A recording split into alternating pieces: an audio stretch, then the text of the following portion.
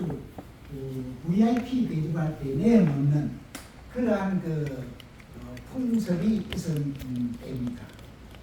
그리고 또 하나는 시장에 나가면 우상한테 바친 이 물건을 제일 좋은 것만 골라가지고 이렇게 시장에 내놓습니다. 그거를 주부들이 보고 아주 비싼 도로로 사는 그러한 문화가 있던 시절이었습니다. 이런 상황 때문에 세 가지 문제점이 생겼습니다. 첫째 하나는 우상 제물에 대해서 우리 믿는 사람들이 어떻게 해야 되겠느냐. 두 번째는 성도가 우상 제물을 먹어도 과연 괜찮겠는가. 그 다음에 실제 그 당시에 모든 이 사회에 축제를 드릴 때에는 반드시 우상 앞에 제사를 드리고 그 다음에 그 음식을 나눠 먹는 그러한 문화가 있습니다. 그래서 예수 믿는 사람도 전부 국가에서 시행하는 축제에 가서 그 우상 앞에 절을 하고 이렇게 발라먹고 이렇게 하는 그 문화가 습성화되어 있습니다. 이런 혼란 상태에 있으니까 바울이 이거를 보고 이렇게 놔둬서는 도저히 안 되겠다. 무언가를 정리를 해야 되겠다 해서 그에 대해서 다음과 같은 말을 했습니다. 믿음이 성숙한 성도는 우상 앞에 바친 제물이라도 먹어도 아무런 양심의 가책이 없습니다. 제가 어릴 때에 우리 집만 예수를 믿었기 때문에 이웃에 있는 모든 친척들이 전부 제사 지냅니다. 근데 우리 식구만 예수를 믿으니까 제사 지낼 때 그게 참여는 하는데 절을 안 합니다. 그러니까 안 믿는 친척들이 저놈들은 조상도 모르는 불효 막신한 인간들이라 그렇게 많은 핍박을 받았어요. 그 다음에 또 한 가지는 제사 지내고 난 뒤에 그 음식을 전부 갈라 먹죠. 아주 맛있게 먹습니다. 그런데 이거를 먹으려 해도 뭔가 찝찝하고 안 먹으려 하면은 친척들이 저 봐라. 조상한테 바친 제물을 어떻게 저 인간이 되어 먹지 않느냐. 저거 뭔가 교만해서 그렇다. 이런 식으로 비방의 대상이 됐습니다. 그러니까 이 제물을 먹느냐 안 먹느냐 이 문제가 굉장한 문제시된 그런 겁니다. 그런데 성숙한 교인들은 먹어도 되고 안 먹어도 되고 아무런 가책이 없어요. 그냥 그대로 먹어요. 하나님 주신 음식. 그런데 아무런 느낌이 없어. 집에 있는 음식하고 똑같아요. 그런데 믿음이 성숙하지 못한 교인들은 그거를 먹어도 직접나 안 먹으면 또 이상하고 뭔가 조상들한테 축복을 못 받기도 하고 이래서 애매한 그러한 시대가 그 당시의 시대. 그래서 이러한 미성숙한 교인들에 대해서 바울이 뭐라 했느냐 하면은 그들을 비방할 것이 아니라 그들을 덕으로 감사주어라 했습니다. 여러분 덕으로 감사주는 게 뭡니까? 그 사람들의 마음을 그렇게 되겠다 하고 이해를 해주는 거예요. 이해를 해주고 그를 비난하지 마라 이 말이에요. 그러나 당시의 사회 분위기는요 어떤 분위기였느냐 하면은 우상 제물을 먹는 것은 우상을 숭배하는 거하고 똑같다 이런 문화였습니다. 그러니까 예수 믿는 사람들이 우상한테 바친 물건을 모으면 그거는 곧 우상 숭배다 이렇게 해요. 그러니까 제1계명을 위반한다는 거예요. 그러니까 예수 믿는 사람들이 제물을 먹으면서도 부담감을 가지고 있어요. 이거를 바울이 결론을 딱 내렸습니다. 세상에 아무리 여러 가지 귀신이 있다고들 하나 그거를 인정하나 참 하나님은 한 분뿐이라는 유일신에 대한 확신. 그 다음에 두 번째는 이 확신이 있는 사람은 먹어도 되고 안 먹어도 되고 자기 믿음대로 하라는 거예요. 그러면 아무런 문제가 없다는 거예요. 그래서 오늘 본문 말씀에 보면은 4절과 6절이 그 말씀입니다. 하나님은 오직 한 분이다. 그 다음에 재물은 아무것도 아니다. 우상도 아무것도 아니다. 여러분들 우상이 뭡니까? 우상은요, 원어대로 하면은 아무것도 없는 것을 말합니다. 원어의 우상이란 말은 아무것도 없다는 뜻입니다. 길에 가다가 돌이 있고, 그 다음에 뭐 나비가 한 마리 날아가고, 그 다음에 무슨 기둥이 하나 서가 있고, 이 모든 것이 다 하나님에 속한 것인데, 우상도 거기에 속하니까 아무것도 아니다. 근데 존재 가치가 없다는 것입니다. 그것을 우상이라고. 여기에 대해서 그 당시에 모든 이 크리스찬들은 예수를 믿으면서도 우상을 숭배하는 데 대해서 또 재물을 먹는 데 대해서 아무런 가책이 없는 사람이 있는가 하면은 뭔가 직지분하고 뭔가 이상한 감이. 그래서 처세하기가 상당히 힘들었던 그런 문화였습니다. 성도 여러분, 오늘 이 바울이 말하는 대로 우상은 아무것도 아니며 우상한테 바친 재물도 아무것도 아니다. 보통 음식하고 똑같다. 그냥 먹어라. 믿음대로 먹어라. 그러나 성숙되지 못한 믿음을 가진 사람은 삼가한 것이 좋다는 결론입니다. 여러분, 이 말씀에 대해서 오늘 우리는 바울이 말하는 핵심이 뭐냐면은 그 당시에 모든 고린도 교회 전체가 믿음의 확신이 없기 때문에, 유일신에 대한 확신, 하나님은 한 분뿐이라는 구원의 확신이 없기 때문에 그런 애매한 상태에 들어간다. 그래서 오늘 저희가 설교의 제목을 신앙생활의 확신이라고 정했습니다. 여러분 따라합니다. 신앙생활의 확신. 신앙생활의 확신. 여러분들 신앙생활이 뭡니까? 예수 믿는 겁니다. 쉽게 말해서 예수를 구주로 믿는 겁니다. 근데 이 믿음이 신앙생활의 핵심인데 이 믿음에 대한 확신이 있어요. 그러면 확신이 있는 믿음과 확신이 없는 믿음은 어떻게 다르냐? 그것이 오늘 설교의 내용입니다. 흔히 큰 교회 가면 3대 확신, 5대 확신 이렇게 됩니다. 3대 확신은 천지 만물을 지으신 창조론, 그 다음에 십자가의 도, 그 다음에 영생, 이 세 가지가 3대 확신. 여기다가 2가지 더 넣으면 말씀에 무어서, 그 다음에 부활, 이걸 넣어가지고 5대 확신. 또 어떤 교회 가면 6대 확신, 이 확신이 많습니다. 근데 5대든 3대든 6대든 문제는 이 진리를 자기의 의식과 자기의 사상과 자기의 이념에 그대로 인격화했느냐 안 했느냐, 여기에 초점입니다. 그래서 오늘 말씀을 통해서 신앙생활의 확신을 3가지로 말씀을 드립니다.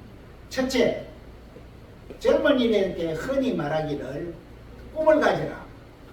그 다음에 비전이 있느냐 없느냐. 이 교회의 비전이 뭐냐. 여러분 예수 믿는 꿈이, 여러분이 나와 있는 꿈이 개인 가정이나 자기가 하는 직장이나 사업이나 그 다음에 교회나 국가나 꿈이 있어요.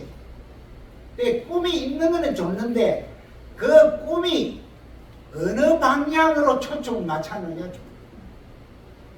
아무리 열정이 있고 꿈이 있는 일이라도 방향이 틀리면 큰일 납니다. 그래서 신앙생활의 믿음의 확신은, 첫째 확신할 것은 우리의 신앙생활의 방향이 어디를 보고 있느냐. 여러분들 캄캄한 밤에 북쪽으로 하늘 쳐다보면은 보이는 것이, 항상 보이는 것이 무슨 별입니까? 북두칠성이죠. 북두칠성이요 항상 있습니다. 이 바가치로 되어 있는 게 있죠. 그 다음에 북두칠성하고 쭉 쭉 이렇게 오른쪽으로 동쪽으로 이렇게 내려오는데 제일 끝에 있는 여기에 금강같이 생긴 또 별이 하나 있습니다. 이걸 해성이라고 해요. 금강같이 생긴 별. 그런데 요 별하고 북두칠성하고 딱 이렇게 연결해보면 그 중간쯤에 큰 별이 하나 있어요. 오늘 저녁에 여러분들 밤에 일부러 마당에 나서 한번 확인해 보세요. 북두칠성과 금강 요 별하고 탱가서 딱 이 직선을 해서 중간쯤에 크게 반짝이는 별이 하나 있어요. 그게 뭐냐 하면은 무슨 별입니까? 북극성. 이 북극성은요, 말 그대로 캐러반이나 사막이나 항해하는 사람이나 조난을 당하면서 밀림 속에서 방향을 잃은 사람이나 모든 방향 잃은 모든 단체 사람들이 보고 기준으로 하는 별. 이 북극성을 통해서 찾아가는 사람은 방향이 정확합니다. 여러분들 망망대해에 조난을 만났을 때 무엇을 보고 동쪽 서쪽을 찾아갑니까? 정말로 이거는 어디로 가야 될지 모릅니다. 그런데 오직 하늘에 있는 북극성을 보고 가면 북극성 쪽에는 북쪽이고 그 다음에 그 오른쪽 쳐다보고 오른쪽은 동쪽이고 왼쪽은 서쪽이고 반대쪽은 남쪽이고 이래 해서 이거 남쪽을 가면 우리나라가 있다. 무슨 섬이 있다. 그러는 것이 이게 모든 조난자의 기준이 되는 것이 북극성입니다. 여러분, 하늘에 북극성이 있듯이 우리 신앙생활도 믿음이 신앙생활을 하는데 어디를 보고 있느냐가 중요하다. 여러분들 지금 예수 믿죠? 예수 믿는데 여러분들의 신앙의 확신 어느 방향으로 보고 있습니까? 아, 그거야 뭐 예수님 보고 있죠. 그 뭐 목사님 뭐 은하에 아는 이야기는 말아요. 그 쉬운 이야기야. 십자가만 바라보죠. 응? 천국만 바라보죠. 하나님만 바라보죠. 좋은 말씀입니다. 근데 여러분, 제가 볼 때는요, 좀 우리끼리 하는 이야기로 십자가를 보는 듯 하면서도 다른 거를 좀 이렇게 보려고 눈이 왔다 갔다 하는 분이 많지 않느냐 하는 것이죠.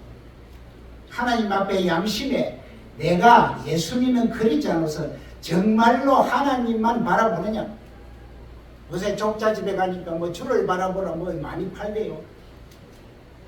여러분, 이거 100개 붙이는 것보다도 정말 자기 생활에 내의 인생의 목표가 하나님을 바라보고 있느냐는 대단히 중요한 사실입니다. 이것만 정확하면 모든 것이 그 속에 다 있습니다. 예평자 여러분, 여러분의 신앙생활에 가장 중요한 하나님을 확신하시기를 주의 이름으로 축원합니다. 두 번째, 신앙생활의 확신은 참고 견디는 것. 이 방향은 잡았는데 이 끝까지 도착을 해야 되겠는데 참고 견디는 힘이 얼마나 중요한지. 그래서 칼빈은 믿음의 견인론이라는 것을 주장한 사람입니다. 우리 견인론이라는 것은 무슨 말이냐면 질기고 오래 간다 이 말입니다. 견자, 견인. 차 고장나면 중간에 뭐 이렇게 불러가지고 견인한다 그러죠. 이거 견인하지 않아요? 견인. 질기고 오래 간다 이 말이에요. 그 땡기도 안 터집니다. 그럼 그걸 뜻으로서 견인차라. 그러니까 여러분, 이 칼빈이 말하는 견인놀이로는 정말로 여러분 이 믿음이라는 것은요, 감정적이나 일시적이나 흥분해서 느낀 그런 믿음은 절대 안 됩니다.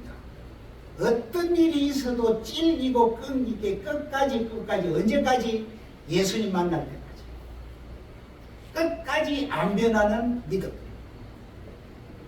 이게 굉장히 중요합니다.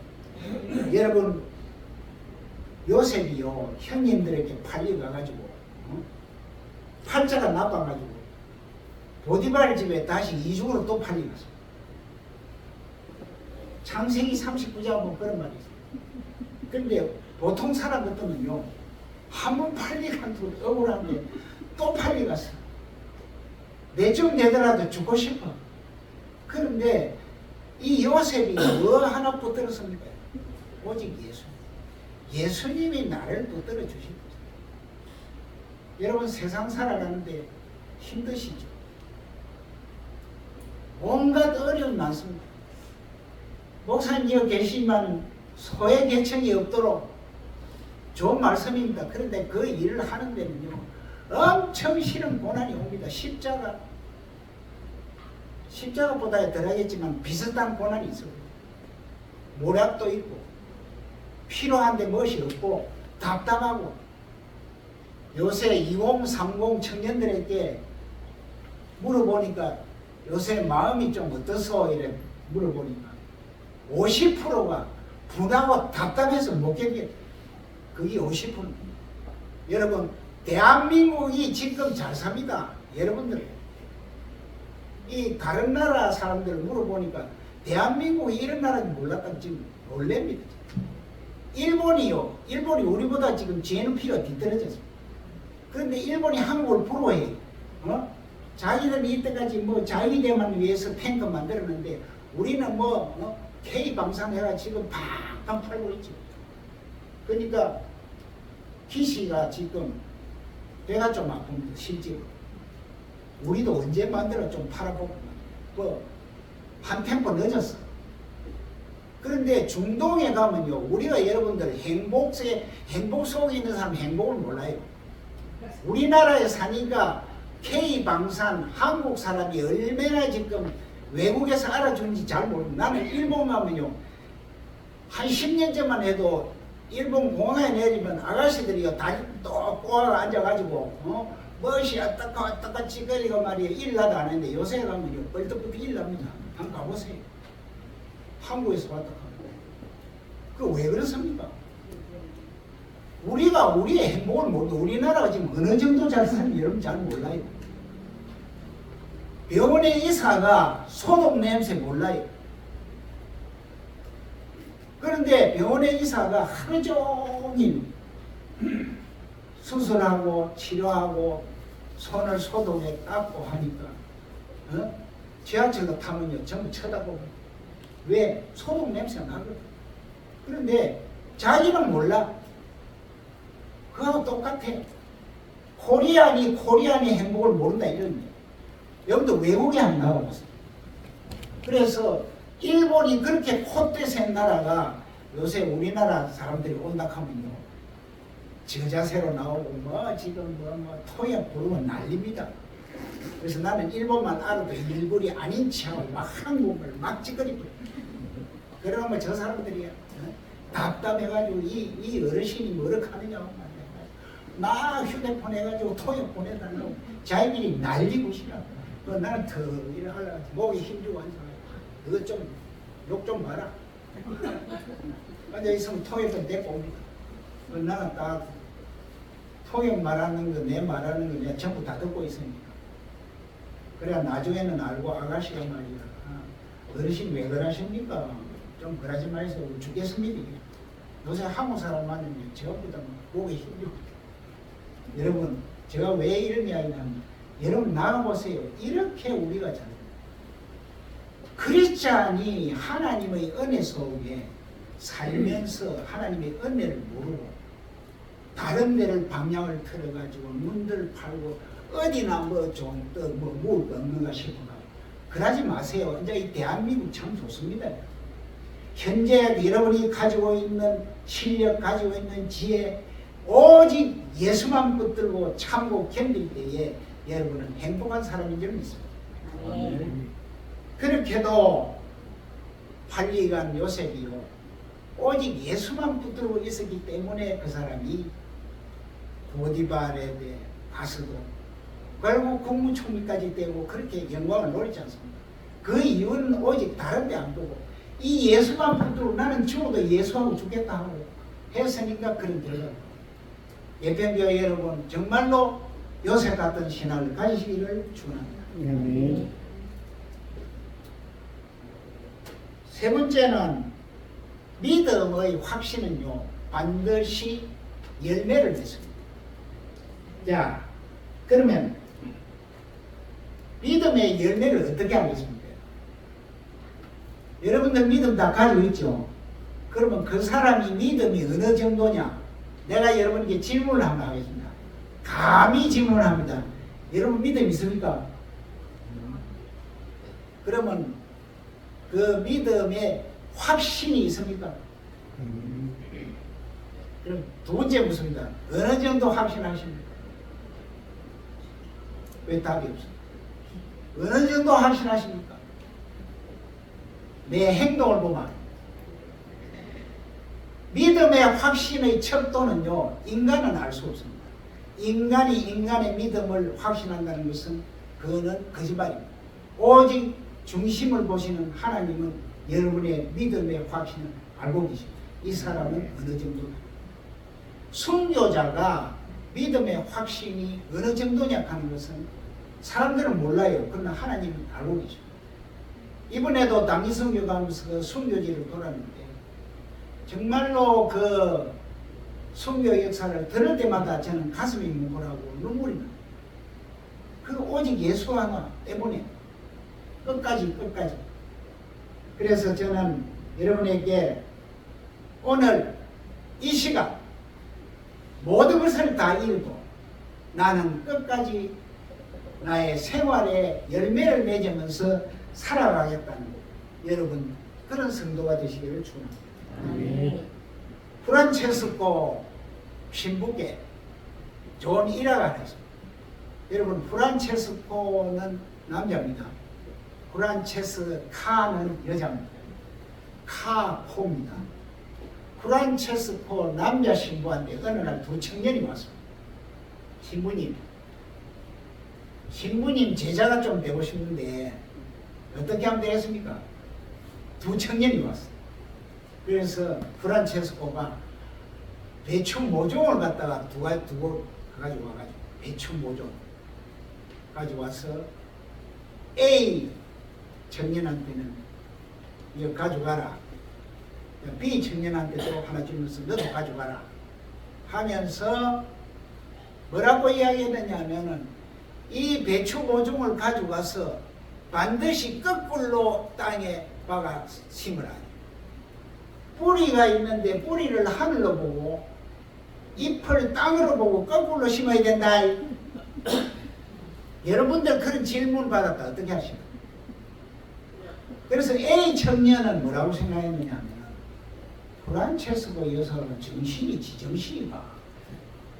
저렇게 훌륭하고 지혜 있는 분이 왜 이 생생한 배추 묘종을 거꾸로 이렇게 심으라 합니다. 뭔가 좀 일된 나이가 아니지. 세상 사람한테 다 물어봐도 길을 가서 물어봐도 거꾸로 심으라서 무슨 게 아니야. 내 정신 바짝 차려야 되겠다. 뭔가 프란체스코가 무슨 뜻이 있어서 그랬겠지. 그대로 하다가는 큰일 나지. 바로 심자 하고 했다가 뿌리로 땅에 심어가지고 꼭꼭꼭 심어 그런 거였어. 그러니까 잘 살아났어. B 청년은 이걸 받아가지고 가면서 이상하다. 프란체스코가 어떤 사람인데요. 거꾸로 심으려고 한다. 내 상식으로는 도저히 이해가 있는 안 가니. 그러나 저렇게 훌륭한 분이 저런 말을 하실 때는 뭔가 있을 것이다. 뭔가 거기 내 모르지만은 나는 모르지만은 하나님이 아실 것이다. 그 뭔가를 위해서 나는 그대로 해야 돼. 내 지식 가지고는 뭔가를 모르기 때문에 무조건 나는 시킨 대로 해야 돼. 그래서 거꾸로 심었어. 그래가지고 이제 나중에 프란체스코한테 가져왔습니다. A 청년은 찬란하고 배추가서 크게 아주 아름답게 신부님 다 왔습니다. 그래, 잘 피었구나. B 청년은 가지고 있기는 골막 빠지고 시들어가지고 죽어버렸어. 그래서 프란체스코 신부가 누구를 택했습니까? 왜 B를 택했습니까? 자기를 무시하고 자기는 나심, 나는 하나님 앞에 아무것도 없다. 내가 아는 지식 아무것도 아니다. 오직 하나님의 말씀만 순종하겠다. 그 순종 때문에 프란체스코가 비청년을 택했습니다. 여러분, 비청년 같은 순종심을 가지시고 그러면 하나님이 사랑하십니다. 믿음의 변화설이라는 것은 뭐냐면 인간이 믿음을 가지고 변한다는 것은요 다른 게 아닙니다. 순종하는 겁니다. 뭐 어려움이 있습니까? 하나님 말씀대로 하면 그게 변하고 그게 순종. 순종하는 자는 반드시 하나님께서 축복하리라고. 믿음이 그의 행함과 함께 일하고 행함으로 믿음이 온전하게 되었느니라. 야고보서 2장 22절에 그런 말씀을 해놨습니다. 오늘 여러분 정말로 이 시간을 통해서 여러분 주의 말씀을 토달지 말고 주의 말씀에 대해서 뭔가 이상하게 생각하지 말고 뭔가 있을 것이다. 그거는 내 지혜가 모르겠다. 모를 때는 시기대로 하는 게 최고입니다, 여러분.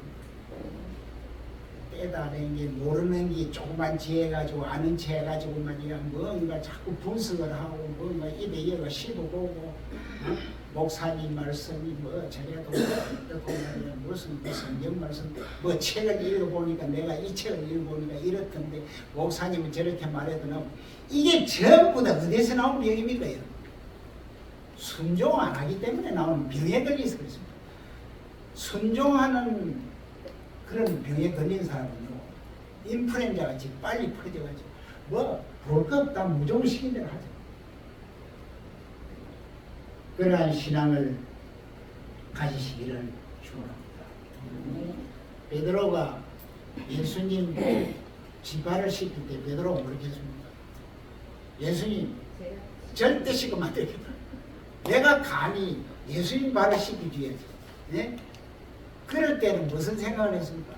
나는 제자고 예수님은 구세주고 선생님인데 내가 감히 내 발을 예수님한테 내놓을 수 있나?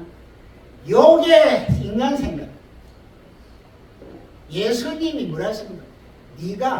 내가 네 발을 씻지 않은 나와 너 아무런 관계가 없다. 관계라는 것은 무슨 뜻입니까? 관계는 원어는 뭐냐면은 내 것이다 이 말. 내 것. 베드로가 예수님 것이 된다. 그러니까 발을 안 씻기면은 예수님은 하나님, 베드로는 예수님께 아니라 이 말입니다. 여러분들 신앙생활하는데 제일 겁나는 게 무엇이한테요? 하나님이 너 내 것 아니다 할 때니 어떻게 하겠습니까? 아버지가 돌아가실 때 자식 보고 너 내 거 아니다. 네 내 거 아니다. 네 아무리하고 관계없다. 그러면 상속권도 없고 아무것도 없는 끝나는 거 아닙니까? 그게 제일 겁난데 여러분들 정말 매일 기도 생활하고 신앙생활을 하면서 나는 매일 하나님 앞에 붙어 나는 포도나무여 너희 가진 내가 하나님 앞에 붙어 있는가 안 붙어 있는가 이게 매일 확인하시기를 축원합니다.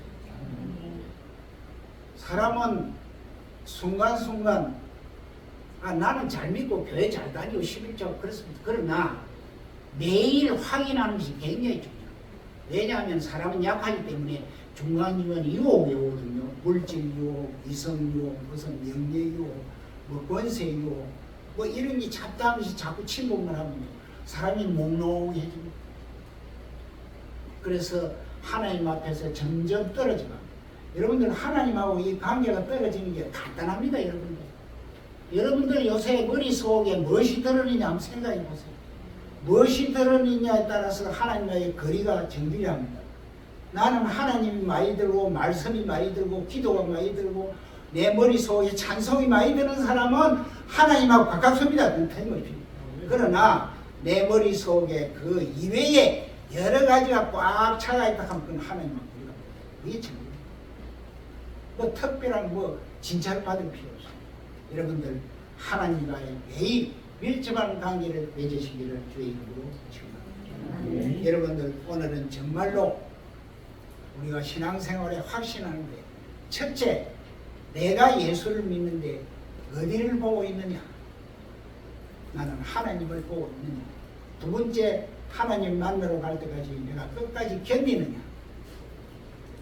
그 다음에 세 번째는 내 이 견디는 생활이 뭐로 나타나느냐? 열매로 나타나느냐? 이 세 가지에 대해서 꼭 여러분들 이런 믿음을 가지시기를 주의 이름으로 축원합니다. 기도하겠습니다. 하나님 아버지 감사합니다. 오늘 신앙생활의 확신으로서 말씀을 나눴습니다. 우리 성도들이 정말로 자기가 가지고 있는 믿음의 생활에 이 세 가지 확신을 통해서 매일 하나님과의 관계를 밀접히 하고 가지가 포도나무에 붙어서 많은 열매 맺는 우리 성도가 되어 있기를 축복하여 주옵소서. 이 예편교회를 주님 사랑해 주시고 항상 주님을 올바르게 견디고 올바르게 찾아가서 끝까지 승리하는 예편교회가 될 수 있도록 도와주시옵소서. 예수님의 이름으로 기도합니다. 아멘.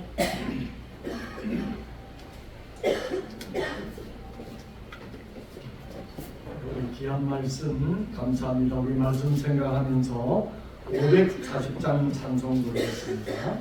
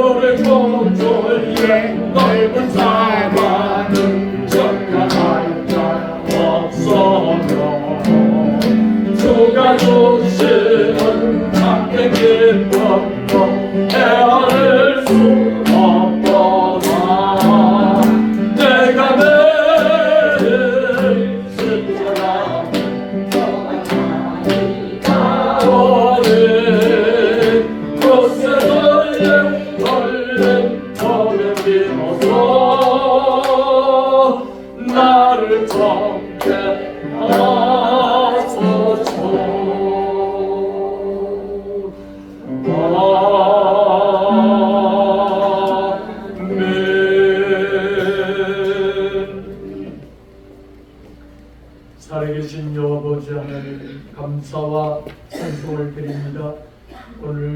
안경달 선교사님을 통해서 신앙생활의 확신이라는 말씀으로 우리에게 교훈하시고 말씀하시니 감사드립니다.